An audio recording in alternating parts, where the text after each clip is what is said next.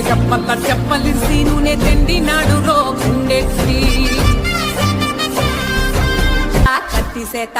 పట్టకుండా కాయ కోసినాడు కపిలయ్యా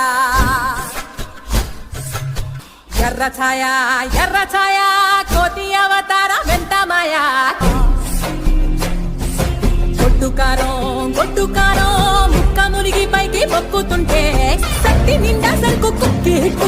ఉట్టి నెత్తి ముక్కి ఎక్కి అంత పెద్ద దేవుడు అస్సలాగలేక అవజాడి తీసి సంపాదించాడు ఆవకాయ ఆంజనేయ కథ మొదలెట్టినాడు చూడరయ్యా శక్తినంతా చూడగట్టి చెట్టు దులిపినాడు అంజయ్య.